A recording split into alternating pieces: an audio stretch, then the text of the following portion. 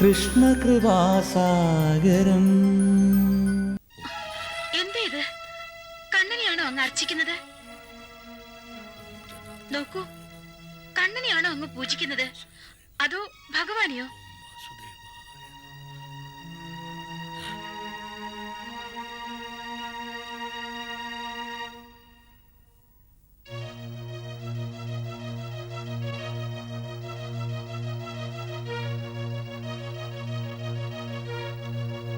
ഭഗവാനെ, അങ്ങക്ക് ഞാൻ സ്വീകാര്യനല്ലയോ? എന്റെ ഭക്തിക്ക് ഇങ്ങനെയും ഒരു ഭംഗമോ? പൊറുക്കണേ, ഈ അപരാധത്തിന് അവിടുന്ന് തന്നെ ശിക്ഷ വിധിച്ചാലും. ഭഗവാനെ, മനഃപൂർവ്വം അങ്ങേ നിന്ദിക്കില്ലെന്ന് അവിടുന്ന് അറിഞ്ഞാലും.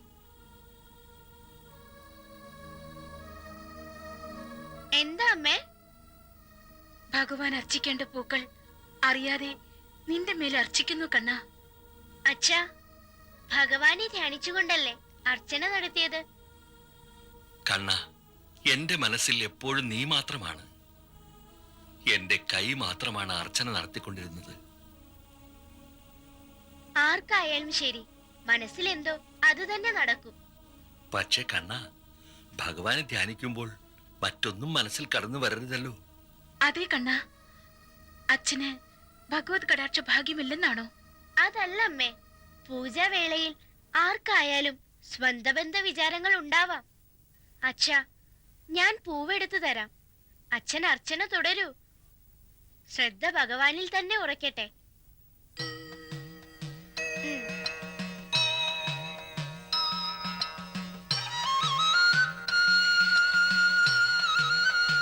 ഭഗവാനെ, എന്റെ കണ്ണന് ഒരു ദോഷവും വന്നു ഭവിക്കല്ലേ. ഓ അച്ഛാ, ഇനിയും എന്നെ തന്നെയാണോ ഓർക്കുന്നത്? നിന്റെ സ്മരണയില്ലെങ്കിൽ ഞാൻ വെറും ജഡം കണ്ണ. അച്ഛാ, പൂജ നടക്കട്ടെ. ഓം ഋഷികേശായ നമഃ. ഓം മാധവായ നമഃ. ഓം മുകുന്ദായ നമഃ. ഓം ജനാർദ്ദനായ നമഃ. ഓം ഋഷികേശായ നമഃ. ഓം മാധവായ നമഃ. ഓം മുകുന്ദായ നമഃ. ഓം നാരായണായ നമഃ. ഓം മുകുന്ദായ നമഃ. ഓം മാധവായ നമഃ.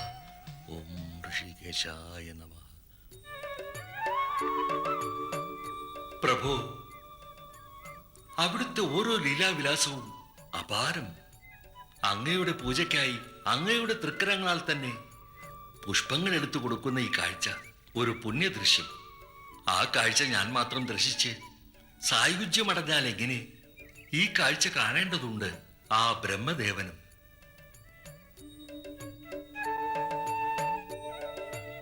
ഓം മുകുന്ദായ നമഃ. ഓം നാരായണായ നമഃ. ഓം ഋഷികേശായ നമഃ. ശിവമേ, ബ്രഹ്മം തന്നെ. ബ്രഹ്മത്തെ ആരാധിക്കാൻ, പൂവെടുത്തു കൊടുക്കുന്ന അത്യാനന്ദ കാഴ്ച ദർശിക്കാൻ എത്രയെത്ര പുണ്യം ചെയ്യണം. ഓം ജനാർദ്ദനായ നമഃ. ഓം ഋഷികേശായ നമഃ. ഓം മുകുന്ദായ നമഃ. നാരായണ നാരായണ.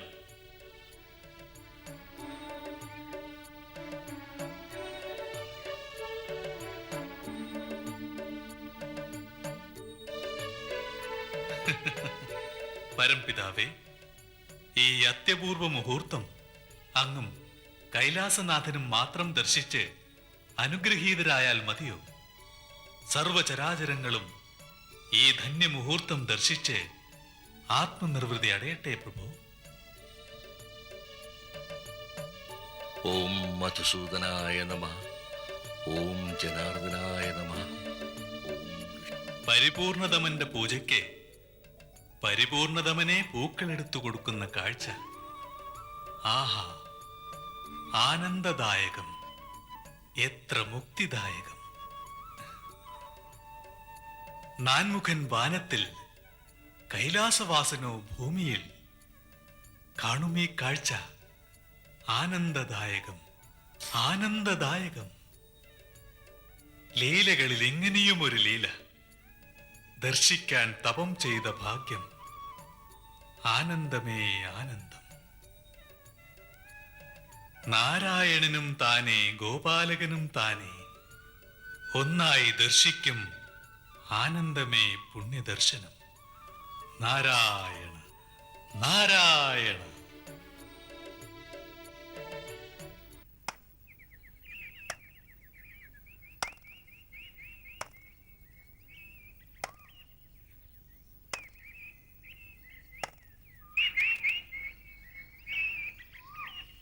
ഒന്നുകൂടെ ആഞ്ഞു പിടിക്കാം. അവർ വല്ലാതെ കഷ്ടപ്പെടുന്നു. നമുക്ക് അവരെ സഹായിക്കാം, വാ.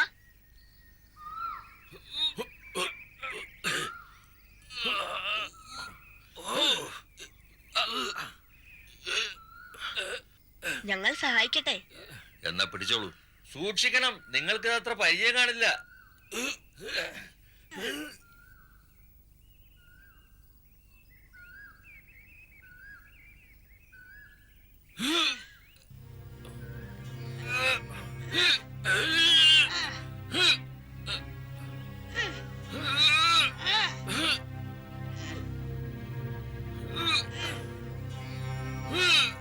ഒത്തുപിടിച്ചാൽ മലയും പോരും.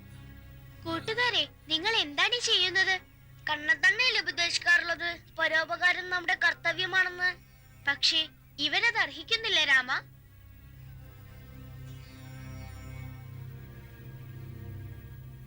ഇവർ സഹജീവികളുടെ ജീവിതത്തെ ക്ലേശപൂർവമാക്കുന്നവരാണ്. കണ്ണ, ഇതുപോലെ കുറ്റപ്പെടുത്താൻ ഞങ്ങൾ എന്ത് കുറ്റമാ ചെയ്തത്? മരം മുറിച്ചാൽ അതെങ്ങനെ മറ്റുള്ളവർക്ക് ക്ലേശമായി തീരും? നിങ്ങൾ മരം മുറിക്കുന്നത് എന്തിനാണെന്ന് അറിഞ്ഞാൽ കൊള്ളാം. അടുപ്പിൽ തീപൂട്ടാൻ. അതിനാണെങ്കിൽ വേണ്ടത്ര ചുള്ളിക്കമ്പുകൾ ലഭിക്കുമല്ലോ, അത് പെറുക്കിയെടുത്താൽ പോരെ. തണൽ തരുന്ന വൃക്ഷശിഖരം തന്നെ മുറിക്കണോ? ഇതാവുമ്പോൾ വിറകാക്കി മാറ്റാൻ എളുപ്പമാ കണ്ണ.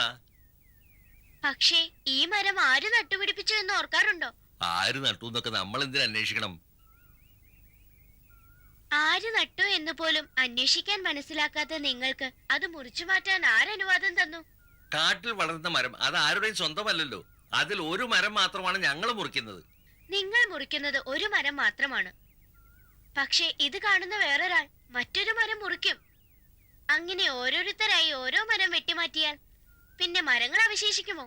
പശിമയില്ലാത്ത മണ്ണ് വെറും തരിച്ചു ഭൂമിയായി മാറും. അവിടെ പുല്ലുപോലും പിന്നീട് മുളയ്ക്കില്ല. ഈ മരങ്ങളുടെ കാരുണ്യം കൊണ്ടാണ് മണ്ണിന്റെ പശിമ നിലനിൽക്കുന്നത്. വെള്ളമാണ് ഏതൊരു ജീവന്റെയും നിലനിൽപ്പിന് ആധാരം. ആ വെള്ളം ലഭിക്കണമെങ്കിൽ മഴ പെയ്യണം. മഴ പെയ്യുന്നതിന് മരങ്ങൾ അനുഷ്ഠിക്കുന്ന മൗന സേവനം നാം ആരും വിസ്മരിച്ചുകൂടാ. ഈ പ്രപഞ്ചത്തിലെ സമസ്ത ചരാചരങ്ങളും ഒന്ന് മറ്റൊന്നിനെ ആശ്രയിച്ചും പരസ്പരം ഇണങ്ങിയുമാണ് നിലനിൽക്കുന്നത്. എന്നുവച്ചാൽ ഒന്നിന്റെ നാശം മറ്റൊന്നിന്റെ നാശത്തിന് ഹേതുവാകും. ഈ വൃക്ഷങ്ങൾ നിശബ്ദമായി നമ്മെ പഠിപ്പിക്കുന്ന പാഠവും മറ്റൊന്നുമല്ല. മനസ്സിലാവുന്നു കണ്ണ, ഞങ്ങളുടെ അജ്ഞത കൊണ്ട് പ്രവർത്തിച്ച ഒരു അപരാധമാണ്. ഇനി ഈ തെറ്റ് ഞങ്ങൾ ഒരിക്കലും ആവർത്തിക്കില്ല. ഞങ്ങൾക്ക് മാപ്പ് തരണം. മാപ്പ് എന്നോടല്ല, ഈ മരത്തോടാണ് ചോദിക്കേണ്ടത്. മരങ്ങളിൽ വിളങ്ങുന്നത് ഈശ്വര ചൈതന്യമാണ്. മരങ്ങളെ മാപ്പ്. ഈ അധർമ്മം ഞങ്ങൾ ഒരിക്കലും ആവർത്തിക്കില്ല.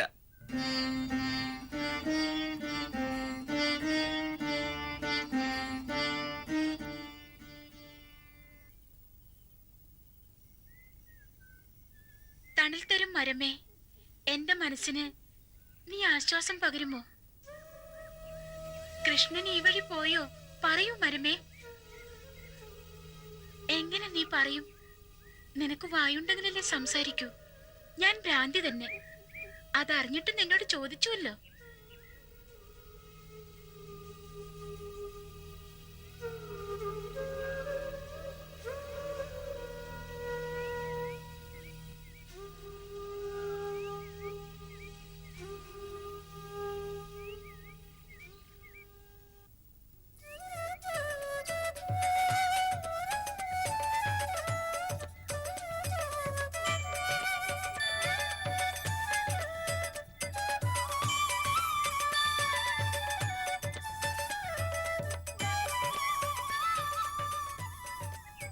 കൃഷ്ണ, ഏത് മായക്കാരിയാണ് നിന്റെ ഒപ്പം വന്നത്?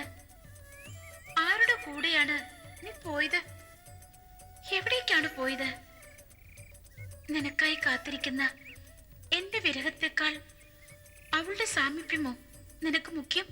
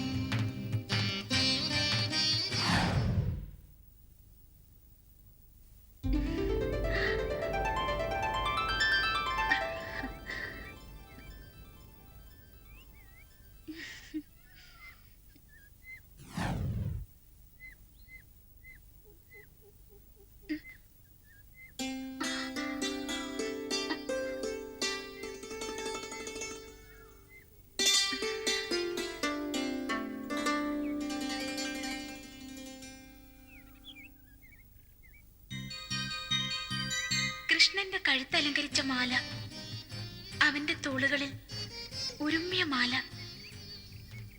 നീ എന്തിനു മണ്ണിൽ കിടക്കുന്നു? നിന്നെ കൃഷ്ണൻ ഊരി എറിഞ്ഞതാവുമോ? അല്ല, വേറെ ഏതെങ്കിലും ഗോപിക അവനെ ആലിംഗനം ചെയ്യുമ്പോൾ ഇരുവർക്കും നീ ഒരു തടസ്സമാണെന്ന് കണ്ട് ആ ഗോപിക ഊരിയെറിഞ്ഞതാണോ? അത് കൃഷ്ണൻ കണ്ടില്ലെന്നാണോ? അത്രമാത്രം ആ ഗോപികയുടെ അഴകിൽ മതിമയങ്ങിപ്പോയോ? ആ ഗോപിക ചെയ്ത പുണ്യം എന്ത്? ഈ ഞാൻ ചെയ്ത പാപം എന്ത്? കൃഷ്ണ, ആ ഗോപികയ്ക്ക് നിന്നെ എന്നിൽ നിന്നും വേർപെടുത്താനാവില്ല. നീ ആ ഗോപികയെ തേടി പോവില്ല. പക്ഷേ ഈ മാല ഇനി ഒരിക്കലും നിന്റെ പക്കൽ തിരിച്ചെത്തില്ല. ഇത് എന്റെ കൂടെ തന്നെ ഉണ്ടാവും.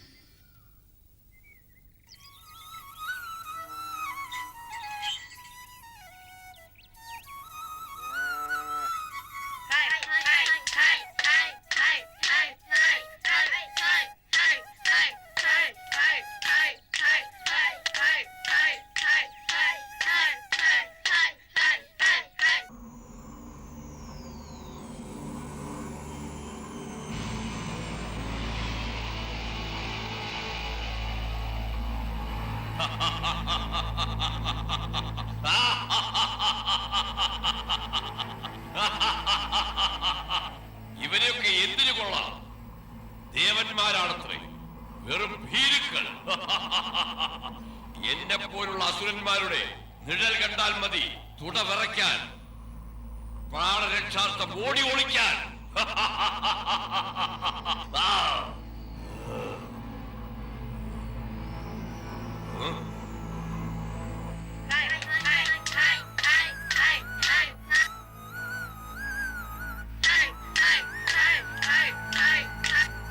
കംസമഹാരാജാ പ്രഭു, അങ്ങയുടെ സ്വപ്നമിതാ ഈ വ്യോമാസനം നിറവേറ്റാൻ പോകുന്നു. ഗോകുലത്തിലെ ആ മായാവി ബാലൻ ഇപ്പോൾ എന്റെ ദൃഷ്ടിപഥത്തിൽ തന്നെ ഉണ്ട്. അങ്ങ് കേൾക്കാനിച്ഛിക്കുന്ന ആ നല്ല വാർത്തയുമായി അല്പസമയത്തിനുള്ളിൽ വ്യോമൻ മധുരാപുരിയിൽ എത്തും. സ്വീകരിക്കാൻ അങ്ങ് ഒരുങ്ങിയിരുന്നുള്ളൂ.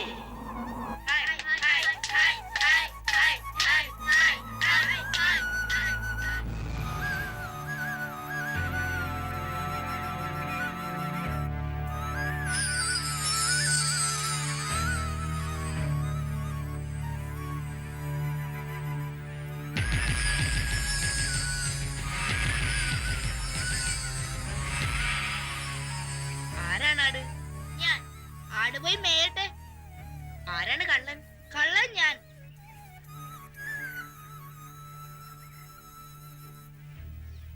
ശരി, കളിയല്ലേ കൂട്ടരെ? പുതിയ ചങ്ങാതിക്ക് സ്വാഗതം.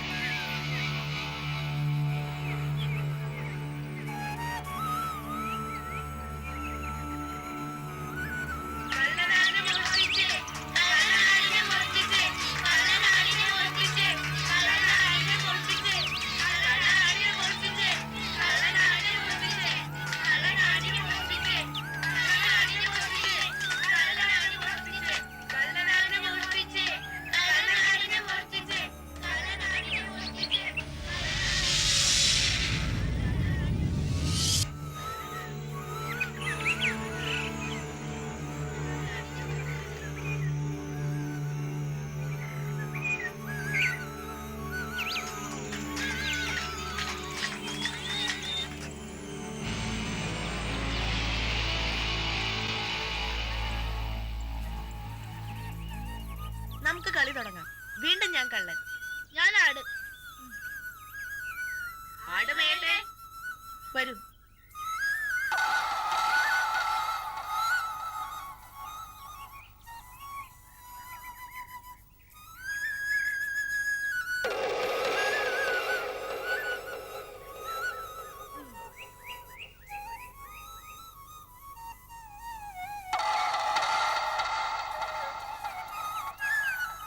കണ്ണാ, കണ്ണാ, കണ്ണാ, കണ്ണനെ രക്ഷിക്ക്, കണ്ണനെ രക്ഷിക്ക്.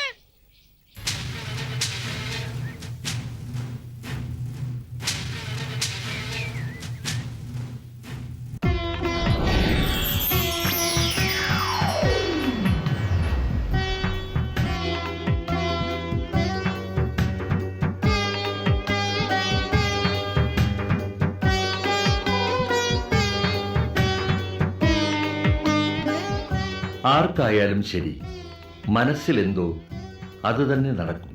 ഒരാൾ എന്ത് ചിന്തിക്കുന്നുവോ അത് അയാളുടെ പ്രവൃത്തിയിലും പ്രതിഫലിക്കും. മനസ്സിൽ ഭക്തിഭാവമുള്ളവർക്ക് ജീവിതം ഭക്തിസാന്ദ്രം, ആത്മശുദ്ധിയുള്ളവർക്കോ അത് നിഷ്കാമമയം. സ്നേഹഭാവങ്ങൾക്ക് സ്നേഹഭാഷ്യവും, വ്യക്തിയുടെ വികാരങ്ങളും സമീപനങ്ങളും കർമ്മബന്ധിതമായ ആർജിത സംസ്കാരത്തിന്റെ അനുബന്ധം മാത്രം. അത് താൽക്കാലിക നാട്യങ്ങളാൽ ഒളിപ്പിക്കാനാവില്ലെന്നും വിവക്ഷ. അകത്തുള്ളത് പുറത്തറിയാം എന്ന ചൊല്ലും ഇവിടെ അന്വർത്ഥമാവുന്നു.